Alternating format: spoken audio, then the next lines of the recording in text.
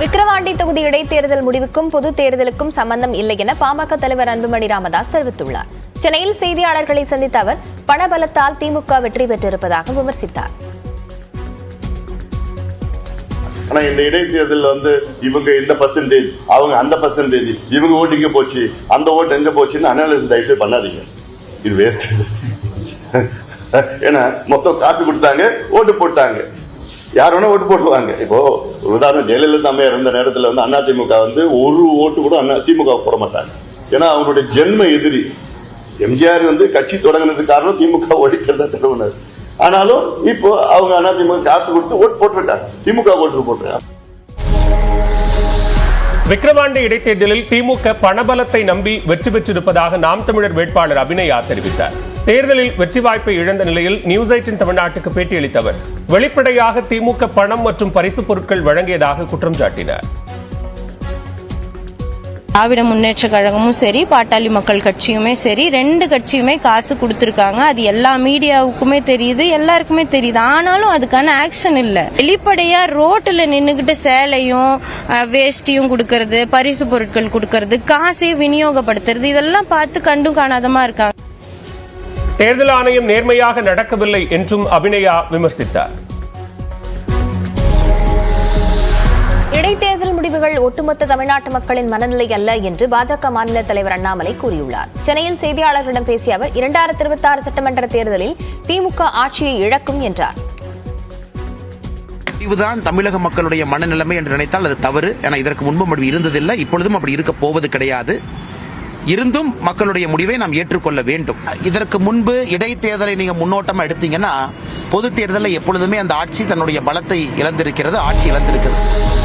விக்கிரவாண்டி தொகுதி இடைத்தேர்தலில் அதிமுகவினரும் திமுகவிற்கு வாக்களித்திருப்பதாக மதிமுக எம்பி துரை வைகோ தெரிவித்துள்ளார். திருச்சி மக்களவை தொகுதியில் போட்டியிட்டு வெற்றி பெற்ற பிறகு முதன்முறையாக புதுக்கோட்டைக்கு வருகை தந்த துரை வைகோ எம்பிக்கு கூட்டணி கட்சிகள் சார்பில் உற்சாக வரவேற்பு அளிக்கப்பட்டது.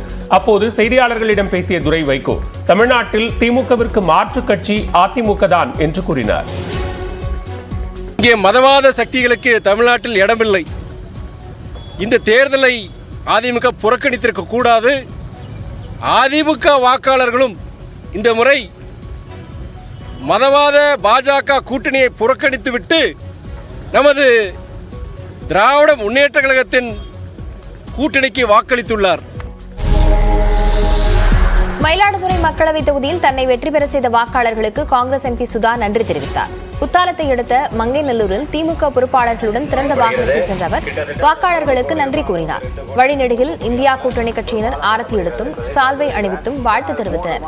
இதேபோன்று ராமநாதபுரத்தில் தன்னை வெற்றி பெற செய்த வாக்காளர்களுக்கு இந்திய யூனியன் முஸ்லிம் லீக் கட்சி வேட்பாளர் நவாஸ் கனி நன்றி தெரிவித்தார். அரண்மனை பகுதியிலிருந்து திறந்த வெளி வாகனத்தில் சென்ற நவாஸ் கனி நகரின் முக்கிய வீதிகள் வழியாக சென்று வாக்காளர்களுக்கு நன்றி கூறினார். தஞ்சாவூரில் வாக்காளர்களுக்கு நன்றி தெரிவிக்க சென்ற திமுக எம்பி முரசொலியிடம் ரேஷன் கடையை முறையாக திறப்பதில்லை என்று அப்பகுதி பெண்கள் குற்றம் சாட்டினர். இதனைத் தொடர்ந்து உடனடியாக அதிகாரிகளை தொடர்பு கொண்ட திமுக எம்பி முரசொலி ரேஷன் கடையை முறையாக திறந்து பொருட்களை வழங்க நடவடிக்கை எடுக்குமாறு வலியுறுத்தினார். அங்காடி திறக்கவே மாட்டேங்கிறாங்க, திறந்தாலும் சரியாக டிஸ்போஸ் பண்ண மாட்டேங்கிறாங்க. எது கேட்டாலும் இல்லைன்னு ஒரு பிரச்சனையாக மண்ணெண்ணெய் கேட்டாங்க. நான் சொல்லிட்டேன் மண்ணெண்ணெய் நம்மள்ட்ட இல்லை, அது சென்ட்ரல் கவர்மெண்ட்டு, அதை நாங்கள் மேலே பேசுகிறோம்னு சொல்லியிருக்கோம். கற்கோட்டையான திமுக மீது மோத நினைப்பவர்கள் உடைந்து போவார்கள் என நாம் தமிழர் கட்சியினருக்கு இந்து சமய அறநிலையத்துறை அமைச்சர் சேகர் பாபு எச்சரிக்கை விடுத்தார். திருவள்ளூர் மாவட்டம் குத்தம்பாக்கம் துணை நகரத்தில் கட்டப்பட்டு வரும் புதிய பேருந்து நிலையத்தில் அமைச்சர் சேகர் பாபு ஆய்வு மேற்கொண்டார். பின்னர் செய்தியாளர்களிடம் பேசியவர் நாம் தமிழர் கட்சியின் ஒருங்கிணைப்பாளர் சீமான் முன்னாள் முதலமைச்சர் கருணாநிதி குறித்து பாட்டு பாடியதற்கு அவர் மீது நடவடிக்கை எடுக்கப்படும் என்று கூறினார். சீமானை பொறுத்தளவில் ஏதாவது காய்ஞ்ச மரத்தில் தான் கல்லடிப்படும், அதுபோல் அவர் தொடர்ந்து வாய்க்கொழுப்பெடுத்துக் கொண்டு பேசி வருகின்றார். அவருடைய உயரம் அவருக்கே தெரியவில்லை. அவர் கண்ணாடி கூண்டிலிருந்து கல்லெறிந்து கொண்டிருக்கின்றார். திராவிட முன்னேற்ற கழகம் கற்கோட்டை திரும்ப தாக்க வேண்டும் என்று நினைத்தால் அவர் தாங்க மாட்டார். கருத்து சுதந்திரம் பற்றி திமுகவுக்கு யாரும் கற்றுத்தர வேண்டியதில்லை என்று நாம் தமிழர் தலைமை ஒருங்கிணைப்பாளர் சீமானுக்கு அமைச்சர் மனோ தங்கராஜ் கண்டனம் தெரிவித்துள்ளார். மதுரையில் உள்ள ஆவின் பால் பண்ணையில் அமைச்சர் மனோ தங்கராஜ் ஆய்வு மேற்கொண்டார். அதன்பின் செய்தியாளர்களிடம் பேசிய அவர் அனைத்து கால்நடைகளுக்கும் காப்பீடு வழங்க திட்டமிடப்பட்டிருப்பதாக கூறினார். முன்னாள் முதலமைச்சர் கருணாநிதி குறித்த சீமானின் விமர்சனம் பற்றிய கேள்விக்கு பதிலளித்த அமைச்சர் சீமான் போன்றவர்கள் இதுபோன்று பேசி தங்களது மரியாதையை இழக்கக்கூடாது என்று அறிவுறுத்தினார். அதில் அவங்க கருத்து சுதந்திரம் திமுக அவர்கள் கற்றுத்தர வேண்டிய அவசியம் இல்லை. திமுக கருத்து சுதந்திரத்திற்காக இதற்கு முன்னாலே பல்வேறு போராட்டங்களை முன்னெடுத்த இயக்கம், குரல் கொடுத்த இயக்கம், இன்றைக்கும் குரல் கொடுத்து கொண்டிருக்கக்கூடிய இயக்கம். உதயநிதி அமைச்சர் அவங்க துணை முதல்வராக தம்பி அவருக்கு அதுக்குள்ள எல்லா தகுதியும் இருக்கிறது. தொண்டர்கள் விரும்புகிறார்கள், மக்கள் விரும்புகிறார்கள். அதில் எந்த நேரத்தில் அவர் ஆனாலும் அது மகிழ்ச்சியான விஷயம்தான். திருவண்ணாமலை மாவட்டம் ஆரணி அருகே கனமழையினால் சேதமான நெற்பயிர்களுக்கு இழப்பீடு நிவாரணம் வழங்க விவசாயிகள் கோரிக்கை விடுத்துள்ளனர். இந்த பகுதியில் சுமார் 500 ஏக்கர் பரப்பளவில் பயிரிடப்பட்ட நெற்பயிர்கள் அப்பகுதியில் பெய்த கனமழையால் நீரில் மூழ்கி சேதமடைந்தன. இந்நிலையில் கூட்டுறவு சங்கத்தில் கடன் வாங்கியும் நகை அடகு வைத்தும் ஏக்கருக்கு 40,000 ரூபாய் வரை செலவு செய்த விவசாயிகள் இதனால் கவலையடைந்துள்ளனர். அதிகாரிகள் முறையாக ஆய்வு செய்து சேதமான நெற்பயிர்களுக்கு நிவாரணம் வழங்க வேண்டும் என்று விவசாயிகள் கோரிக்கை விடுத்துள்ளனர். காஞ்சிபுரத்தில் இடியுடன் கூடிய கனமழை வெளுத்து வாங்கியது. இரவு நேரத்தில் திடீரென கருமேகங்கள் சூழ்ந்து காஞ்சிபுரம் மற்றும் அதன் சுற்றுவட்டார பகுதிகளில் கனமழையாக கொட்டி தீர்த்தது.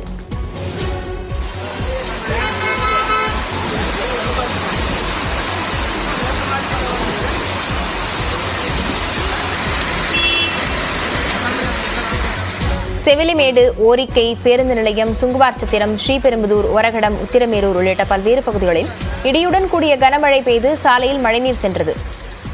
இரவு நேரத்தில் கனமழை பெய்ததால் குளிர்ச்சியான சூழல் நிலவியது.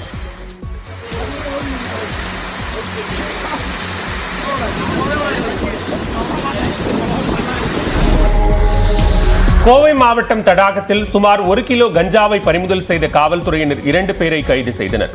தடாகத்தில் கஞ்சா விற்பனை நடைபெறுவதாக காவலர்களுக்கு ரகசிய தகவல் கிடைத்தது. அதன் அடிப்படையில் காவலர்கள் சோதனை மேற்கொண்ட போது மதுரையைச் சேர்ந்த பிரவீன்குமார் மற்றும் கருப்பு ராஜாவிடம் 1 கிலோ 100 கிராம் கஞ்சா இருந்தது கண்டுபிடிக்கப்பட்டது. அதனை பறிமுதல் செய்த காவலர்கள் 2 பேரையும் கைது செய்து கோவை மத்திய சிறையில் அடைத்தனர். சிவகங்கை மாவட்டம் இளையான்குடி அருகே வடமாடு எருதுகட்டு விழா உற்சாகமாக நடைபெற்றது.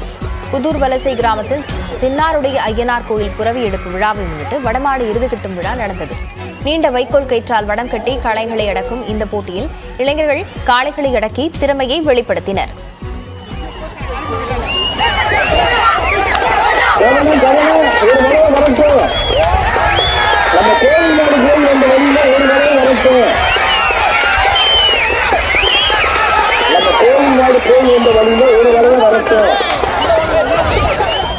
குறிப்பிட்ட நேரம் வரை வீரர்களின் பிடியில் சிக்காமல் வலம் வந்த காளைகள் வெற்றி பெற்றதாக அறிவிக்கப்பட்டு காளையின் உரிமையாளருக்கு பரிசுகள் வழங்கப்பட்டன.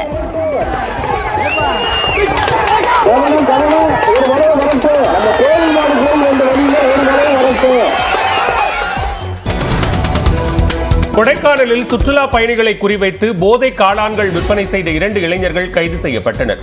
மூஞ்சிக்கல் பிரதான சாலை மற்றும் அரசு விளையாட்டு மைதானம் உள்ளிட்ட பகுதிகளில் காவல்துறையினர் ரோந்து பணியில் ஈடுபட்டனர். அப்போது சந்தேகம் அளிக்கும் வகையில் நின்று கொண்டிருந்த 2 இளைஞர்களை பிடித்து அவர்கள் வைத்திருந்த பையை சோதனை செய்த போது கஞ்சா இருந்தது தெரியவந்தது. உடனடியாக அவர்களை அழைத்து வந்து காவல்துறையினர் விசாரணை செய்த போது அவ்விருவரும் சுற்றுலா பயணிகளை குறிவைத்து போதை காளான் விற்பனை செய்து வந்தது விசாரணையில் தெரியவந்தது. இவர்களிடமிருந்து 20,000 ரூபாய் மதிப்புள்ள போதை காளானை காவல்துறையினர் பறிமுதல் செய்தனர்.